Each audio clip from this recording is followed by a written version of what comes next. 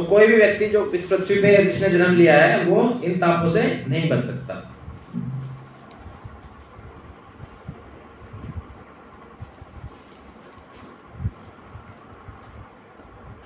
तो भागवतम में जो है 5 विषय पर बातचीत होती है। जैसे भगवत गीता में 5 विषयों पर बात होती है ना।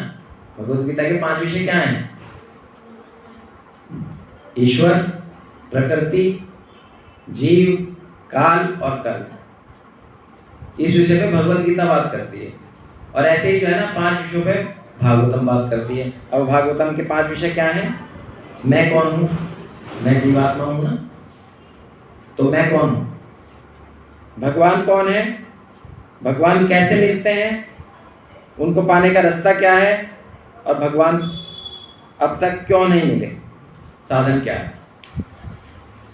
ये 5 विषय हैं। इस पे भगवान जो है भागवतम जो है वो कार्य करती है कि मैं कौन हूँ, भगवान कौन है, भगवान कैसे मिलते हैं, उनको पाने का रास्ता क्या है, और अब तक भगवान क्यों नहीं मिले, साधन क्या है। श्रीमद् भागवतम में जो है 12 स्कंद हैं, 335 जो है उनके अध्याय हैं। और 108 उपनिषद के बाद जो है, जब 108 उपनिषद और जो है 18 पुराण को मिक्स किया गया तो उसका जो है ना जूस निकला। उसके बाद भागवत पुराण में ये सारी की सारी चीजें आई। वेद व्यास जी ने सारे के सारे जो उपनिषद थे, जैसे गीतोपनिषद है ना, ऐसे ईशोपनिषद है, गीतोपनिषद है, ऐसे जो है 108 उपनिषद हैं, उनके साथ जब कॉम्बिनेशन किया पुराणों का तो ये भागवतम का, भागवत पुराण का वो हुआ पार्ट। तो ये इन्होंने क्या करा, 17 जो पुराण है वो लिख के गए थे। किन्होंने? महर्षि वेद व्यास जी ने। महर्षि वेद व्यास जी ने सारे के सारे शास्त्रों की रचना की। जैसे कि 108 उपनिषद, 18 पुराण, 18 उपपुराण, 6 शास्त्र, 4 वेद, महाभारत, मतलब इस तरीके से बहुत सारी उन्होंने रचनाएं की। परंतु इन्हें क्या मिला? इन्हें वो नहीं मिली, मतलब संतुष्टि नहीं मिली। तो एक बार नारद जी क्या है, नारद जी के गुरु हैं वेद व्यास जी के।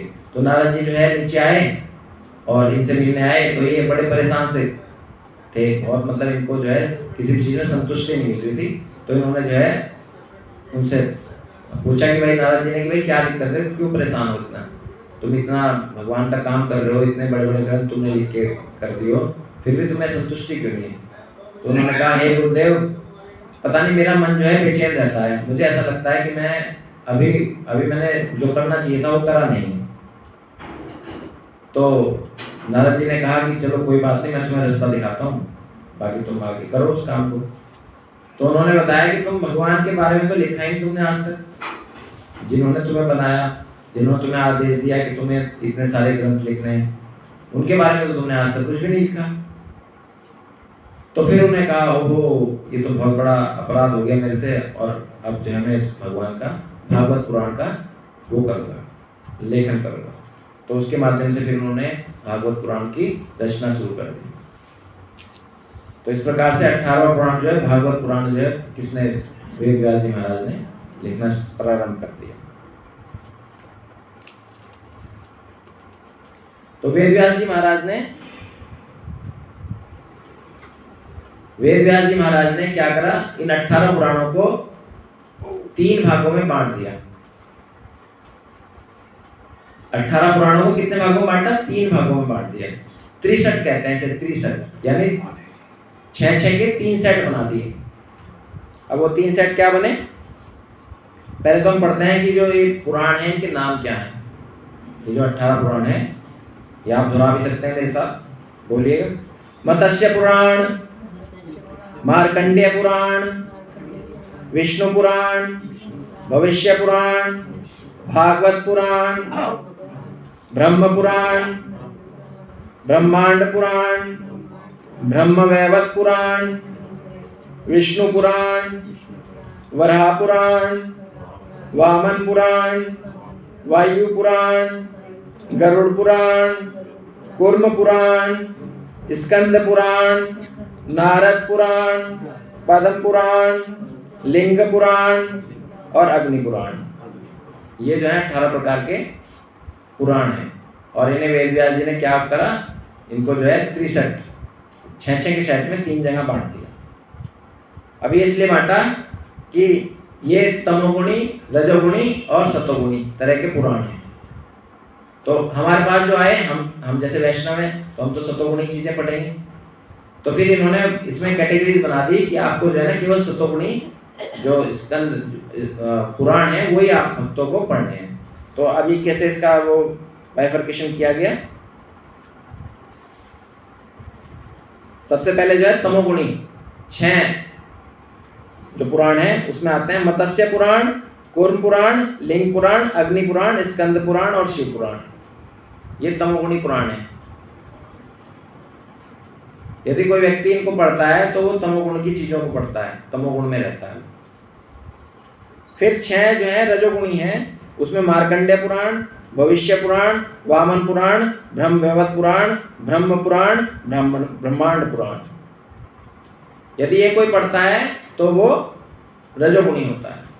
रजोगुणी भाव से उसका पाठ्य होता है, मतलब उससे जो रिजल्ट मिलते हैं वो रजोगुणी होते हैं। अब फिर उसके बाद आता है सतोगुणी। सतोगुणी में आते हैं, अब सतोगुणी के लिए क्या होता है ना, सतोगुणी व्यक्ति तो सादा जीवन उच्च विचार, सादा जीवन उच्च विचार, रोटी पापड़ और घी और अचार। मतलब आदमी के जीवन में हमारी क्या रिक्वायरमेंट है वैष्णव की, रोटी पापड़ घी और अचार, सादा जीवन उच्च विचार। तो हम तो जो है ना इस कैटेगरी के आदमी, हमें तो ज़्यादा कुछ चाहिए नहीं। 2 रोटी मिल जाए सुबह शाम सात्विक तरीके से बनी हुई, भगवान को भोग लगी हुई मिल जाए तो बस आनंद ही आनंद। तो इसमें जो है क्या कौन कौन से पुराण आते हैं, विष्णु पुराण, नारद पुराण, गरुड़ पुराण, वराह पुराण, पद्म पुराण और भागवत पुराण। ये जो 6 तरह के पुराण हैं ये हम लोगों को सतोगुणी पुराण है और ये वैष्णवों को पढ़ने चाहिए। तो इस प्रकार से भगवान ने जो है वेद व्यास जी, नारद जी के कहने पर भगवान वेद व्यास जी ने इस भागवत पुराण की रचना की।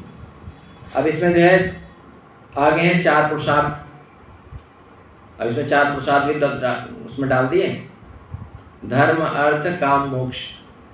धर्म अर्थ काम मोक्ष, ये जो है ना 4 प्रकार के पुरुषार्थ डाल दिए। अब धर्म जो है, धर्म आदमी कैसे करता है, धर्म जो है सत्संग करेगा व्यक्ति, भंडारे करेगा। अब जैसे ये भागवतम चल रही है माता जी के माध्यम से, तो ये इस बहुत पुण्य कार्य है। ये धर्म, इससे धर्म मिलता है। प्रचार करेगा, अपनी फोटोग्राफी कराएगा, अपना मीडिया में अपना वो करेगा प्रचार भगवान के काम का। या फिर जो अपने गले में बैठ के भगवान से प्रार्थना करेगा, धन दो, ये धन दो ना कम हो भगवान, धन दो बढ़ते रहो, इस तरीके से प्रार्थना करेगा भगवान से। तो ये क्या है, ये धर्म की बात है। अर्थ का क्या है, कोई भी व्यक्ति क्या करेगा, धन संपत्ति, ऐश्वर्य, जमीन जायदाद, प्रॉपर्टी, सोना चांदी का संग्रह करना, इस तरह की एक्टिविटीज़ में लगेगा तो उसे अर्थ मिलेगा। फिर अर्थ करेगा तो वो काम में उसका दिमाग खराब होगा, वो अपनी कुछ और दूसरी जो इंद्रिय तृप्ति है वो भी करेगा, इससे उसका काम बढ़ेगा। फिर यदि काम बढ़ेगा तो उसे मोक्ष कभी मिलने का ही नहीं, फिर वो मोक्ष को प्राप्ति नहीं कर पाएगा। जब वो अपने पैसे का व्यय गलत जगह करेगा तो उसे मोक्ष थोड़ा मिलेगा, फिर तो उसे दोबारा से मृत्यु लोक पे दोबारा से जन्म लेना पड़ेगा। अब जरूरी नहीं है कि वो मनुष्य बने, उसे बहुत सारी योनियाँ जो है मुँह बाई खड़ी हैं, इंतजार कर रही हैं कि कभी आए यहाँ से और ये मेरे अंदर ट्रांसफर हो जाए। तो इसलिए जो है ना धर्म अर्थ काम मोक्ष भी आप यदि जो है सतोगुणी तरीके से करेंगे, वैष्णव तरीके से करेंगे, तो आपके 4 पुरुषार्थ जो हैं आपको मोक्ष भगवान के धाम तक ले जाने का रास्ता बन जाएंगे। तो इसलिए हमें जो है क्या करना चाहिए, इन 4 पुरुषार्थ को भी वैष्णव तरीके से ही करना चाहिए। थोड़ा सा कीर्तन कर लें।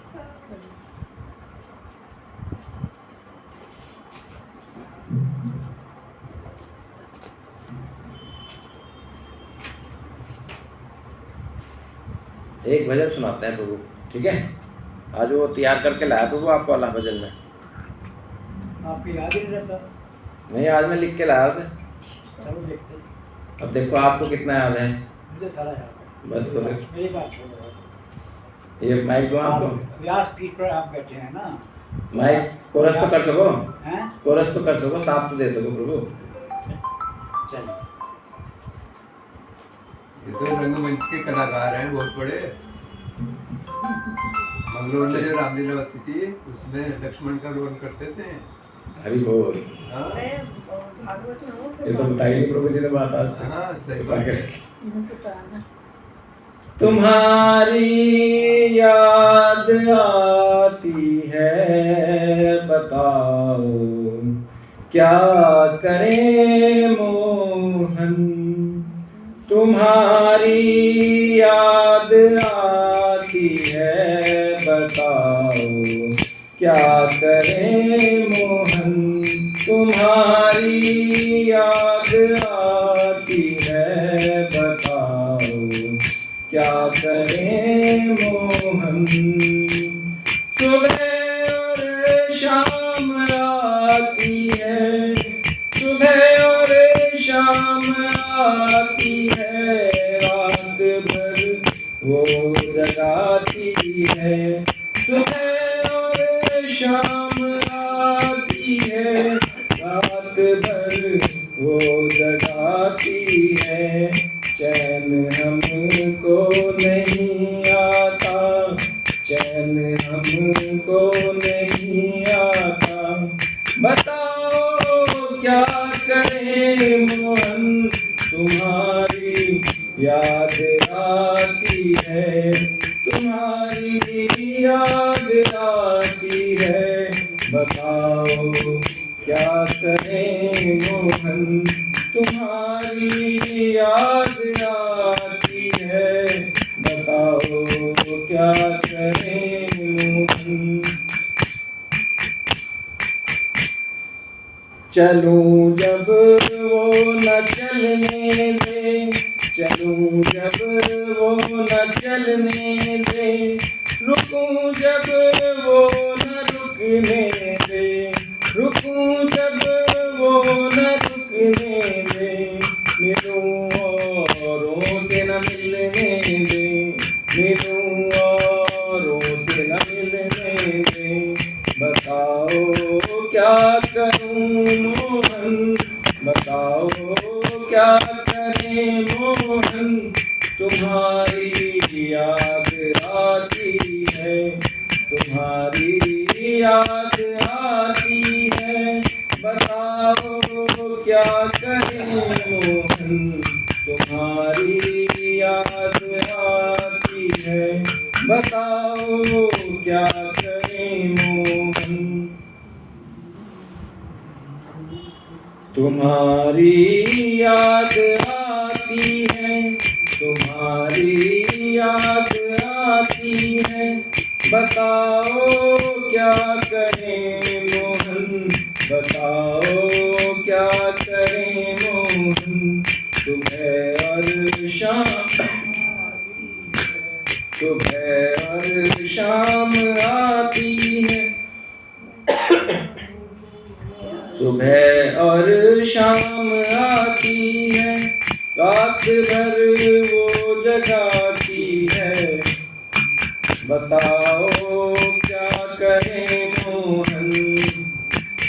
चैन हमको नहीं आता, चैन हमको नहीं आता, तुम्हारी याद आती है, तुम्हारी याद आती है, बताओ क्या करें मोहन, बताओ क्या करें मोहन। हरे कृष्णा कृष्णा कृष्ण हरे हरे, हरे राम राम राम हरे हरे, हरे कृष्णा कृष्ण कृष्ण हरे हरे, हरे राम राम राम हरे हरे, हरे कृष्ण कृष्ण कृष्ण हरे हरे, हरे राम राम हरे हरे, हरे कृष्ण कृष्ण कृष्ण हरे हरे, हरे राम राम राम हरि बोल हरि बोल हरि बोल हरि बोल हरि बोल हरि बोल हरि बोल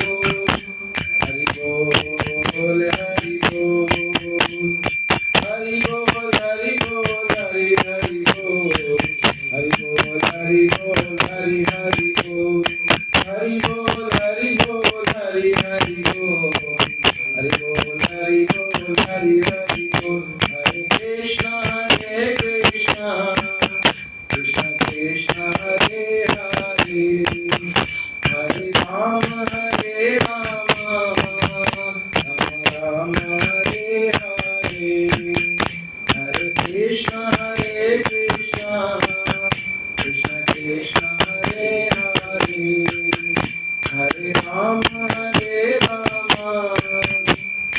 राम हरे हरे निताई गौर हरि बोल निताई गौर हरि बोल निताई गौर हरि बोल निताई गौर हरि बोल जय जय प्रभुपाद जय जय प्रभुपाद जय जय प्रभुपाद जय जय प्रभुपाद जय जय गुरुदेव जय जय गुरुदेव जय जय गुरुदेव जय जय गुरुदेव जय जय भगवत्पाद जय जय भगवत्पाद जय जय भगवत्पाद जय जय भगवत्पाद।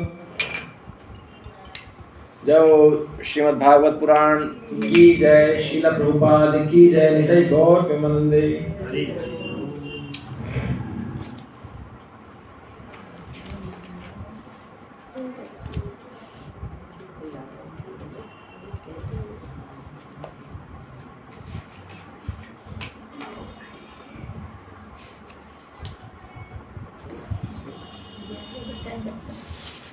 नदी तबीयत कम ठीक है। हाँ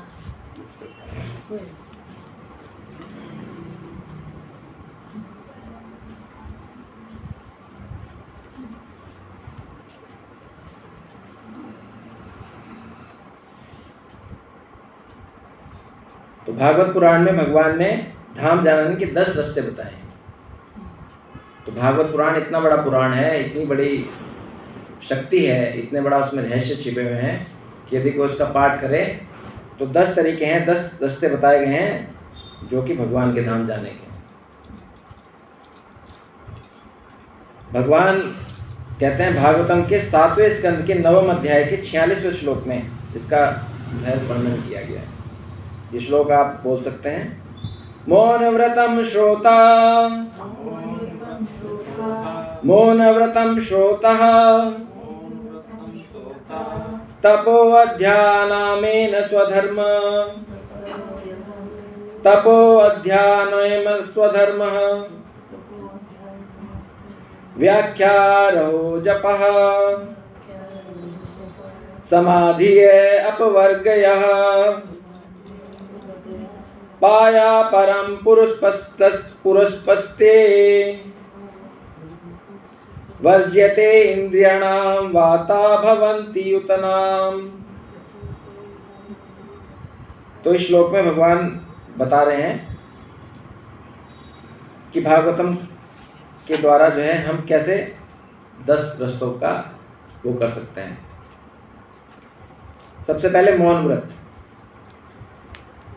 मौन व्रत, जब कोई व्यक्ति जो है मौन व्रत का धारण करता है,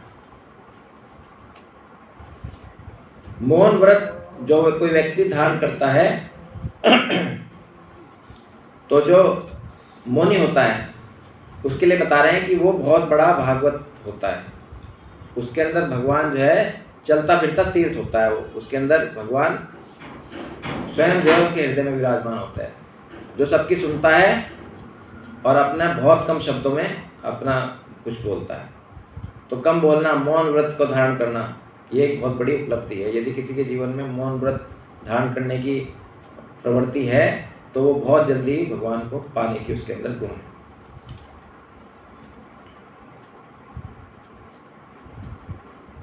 तो ऐसा मौन व्रती क्या करता है?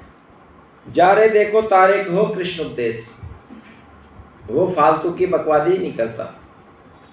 वो जब भी मुंह खोलेगा तो केवल हरि नाम करेगा, जप करेगा, कीर्तन करेगा भगवान का स्वाध्याय करेगा, भगवत गीता पढ़ेगा, भागवतम पढ़ेगा या और दूसरे शास्त्रों का जो है अध्ययन करेगा, उसी को बोलने में वो अपना सारा का सारा जीवन व्यतीत कर देता है।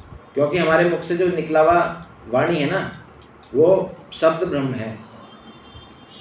हमारे अंदर से जो कुछ भी निकलता है वो साक्षात भगवान है। अब भगवान को आप जो है या तो गलत तरीके से बोल लो, या भगवान को आप जो है भगवान के रूप में बोल लो। तो जब शब्द ब्रह्म हमारे अंदर उपस्थित है, विराजमान है, और हम कुछ भी बोलते हैं तो वो साक्षात भगवान की वाणी होनी चाहिए। जब वो चीज़ ही वास्तव में भगवान है, जो शब्द ब्रह्म है, वो वास्तव में क्या है? ये जो वाणी है हमारी, ये भगवान का एक रूप है, शब्द ब्रह्मा के रूप में। यह हर एक व्यक्ति का, हर एक जीव को मिला हुआ है। परंतु कुछ लोग तो इसको जो है ना प्रयोग गलत चीज़ों में कर लेते हैं, कुछ लोग इसको जो है अद्भुत अद्भुत बहुत स्वाध्याय में भगवान की भक्ति में कर लेते हैं। तो ये शब्द ब्रह्म जो है सिद्ध हो जाता है। जैसे हम हरिनाम करते हैं ना, जप करते हैं, तो जप करने के बाद कुछ समय ऐसा आता है कि उस व्यक्ति का जो हरिनाम है वो सिद्ध हो जाता है। और वो हरिनाम का जापक जो है वो यदि कुछ भी बोल देता है तो वो 100% भगवान भी उसे पूरा करने के लिए, प्रकृति पूरा करने के लिए लग जाती है। और यदि हम सारा दिन उल्टी सीधी बातें करें तो क्या हमारे अंदर सिद्धि आएगी? नहीं आने की। तो जपेर सिद्धि, जपेर सिद्धि, जपेर सिद्धि न संशय। तो जब कोई व्यक्ति जप करता है तो जप करने से उसे क्या होता है? सिद्धि प्राप्त होती है। वो जिस चीज़ का जप कर रहा है उसको सिद्ध कर लेता है। तो इस कारण से वो बहुत ही सिद्ध पुरुष बन जाता है। तो जितने बड़े बड़े महात्मा हैं ये कैसे सिद्ध पुरुष बने? ये जप करके, जप के माध्यम से ही सिद्ध पुरुष बने। जितना जपेंगे उतना ही जो है आदमी सिद्ध होता रहेगा, उसके अंदर से सिद्धता आती रहेगी। अब प्रभुपाद जो है वो किसी को टच कर दिया करते थे ना तो भक्त बन जाता हूँ। उनके अंदर इतनी सिद्धियाँ थी, यदि किसी को एक बार उन्होंने अब हाथ से यूँ फेंक दिया ना उसके सिर पे तो भक्त बन जाता था। यदि किसी को कह दिया कि भक्ति करो तो वो जो मुंह से निकला हुआ जो वाक्य था ना वो पदम वाक्य बन जाता था। मतलब वो ऐसा काम करता था जैसे किसी के तीर लग गया हो और वो वही काम करता था। तो ये प्रभुपाद के अंदर बहुत सिद्धियाँ थी। और यदि किसी को वो गुस्सा होकर देख लें तो वो बहुत दूर जाके गिरता था, उसे ऐसा लगता था कि किसी ने उसे गोली मार दी हो। जब एक बार जो है प्रभुपाद वहाँ पर अमेरिका में प्रचार करने के लिए गए तो वहाँ के कुछ लोगों ने सोचा कि भाई तुम्हारी धंधा ही चौपट कर देगा। ये तो बहुत स्पीड से जो है प्रभुपाद वहाँ क्या कर रहे थे, अपने धर्म का प्रचार कर रहे थे, श्रीमद् भगवद गीता को सबको प्रसाद स्वरूप दे रहे थे। सब लोग धीरे धीरे वहाँ कन्वर्ट होने शुरू हो गए। तो वहाँ के लोगों ने, कुछ ईसाई लोगों ने क्या सोचा कि ये तो जो है सारा का सारा अमेरिका ही कन्वर्ट कर देगा, तो इसे डराओ धमकाओ और भगाओ यहाँ से। तो एक व्यक्ति जो है उनके पीछे पड़ गया और रोज़ उनको जो है ना डराने की कोशिश करने लगा। तो एक दिन प्रभुपाद रात को जब कर रहे थे, करते करते वो उनके सामने आ गया और उन्हें उल्टा सीधा कहने लगा। तो प्रभुपाद ने मात्र क्या करा, वो उसकी तरफ आंखें घूरी बस। हरे कृष्ण हरे कृष्ण। उसकी तरफ मात्र क्या करा, अपनी आंखों को थोड़ा सा तेज से घूर दिया। बस उसकी तरफ आंखें घूरनी थी और वो जो है ना इतनी दूर जाके गिरा कि जैसे उसे किसी ने गोली मार दी हो। और वो एकदम भाग गया वहां से, फिर नहीं दोबारा से दिखा वो, ना उसके चेहरे चपाटे दिखे। तो प्रभुपाद के अंदर इतनी सिद्धियां थी। किसी को मुंह से कहते थे कि भाई जप कर भक्त बन, तो भक्त बन जाता था। किसी को श्रद्धापूर्वक जो है प्यार कर देते थे तो भगवान का भक्त बन जाता था। तो इस तरीके से वो भगवान की भक्ति करा करते थे, भगवान के भक्त बनाया करते थे। तो यही जो है ना, ये सिद्धि कहाँ से मिली थी उन्हें? ये सिद्धि जो है उन्हें जप करने से मिली थी। जो जप करेगा वो सिद्ध पुरुष हो जाएगा।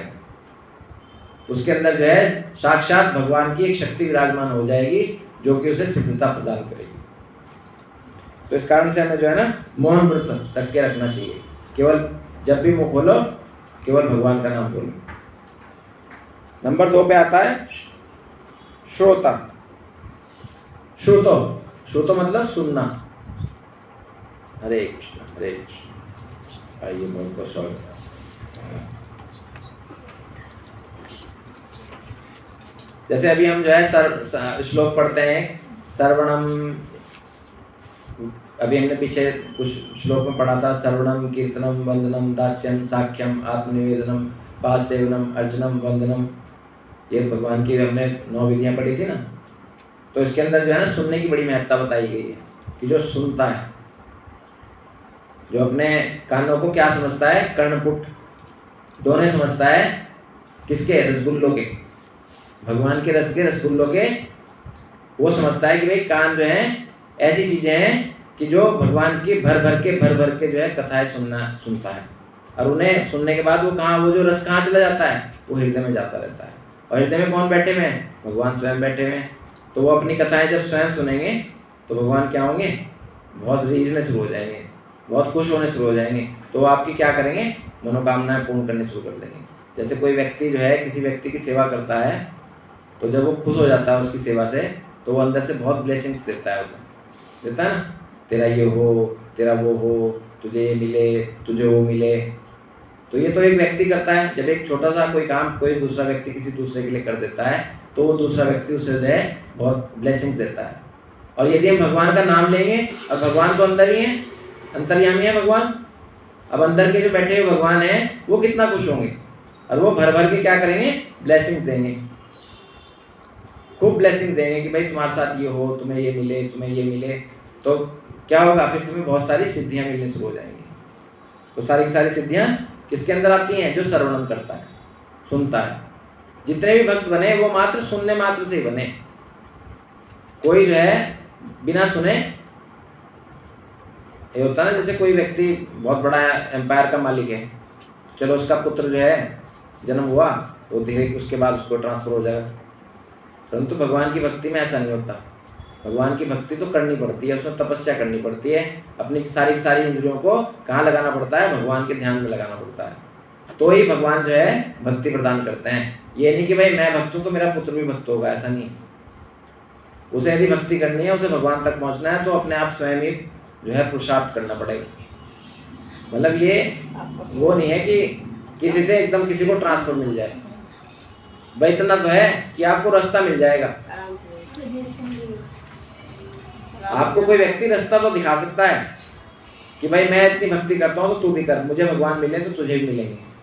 परंतु ये नहीं कि उसे आशीर्वाद दे देगा कि बस अब मैं करता हूँ तो मैंने तुझे हाथ लगा दिया, तू भी हो जाएगा। ऐसे बहुत कम होते हैं। प्रभुपाद जैसे तो हम नहीं बन सकते कि प्रभुपाद किसी को टच करते थे वो भक्त बन जाता था।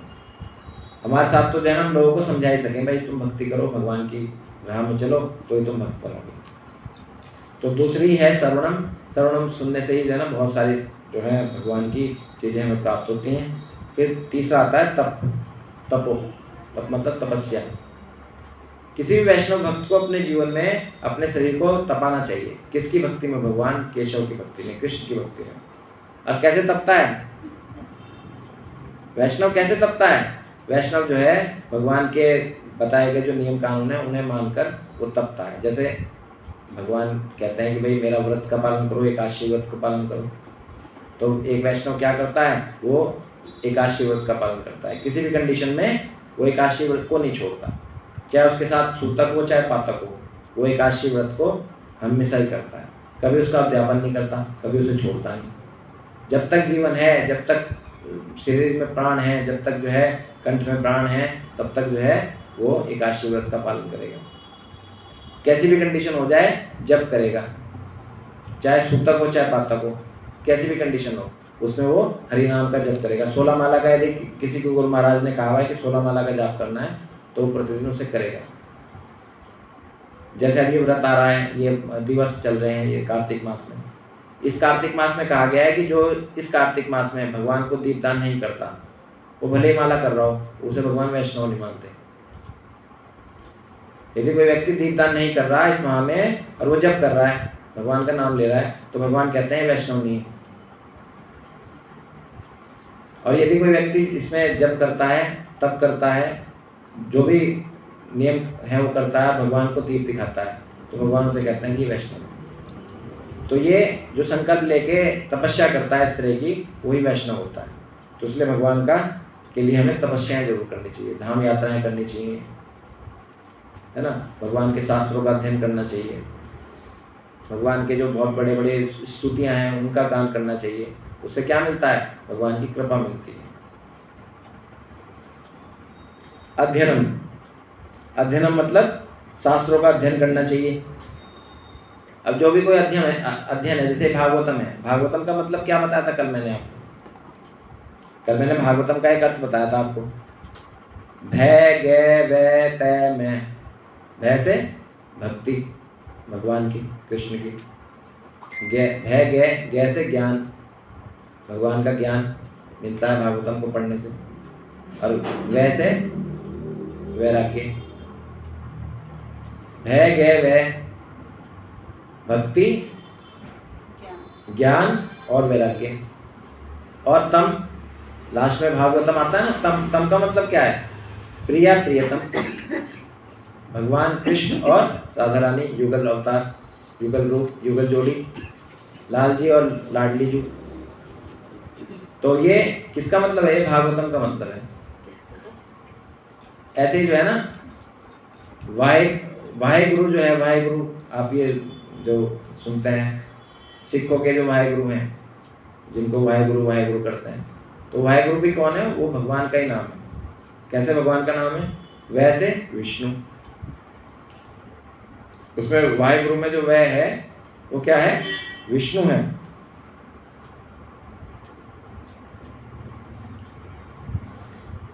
और वैसे विष्णु हो गया, है से हरि हो गया।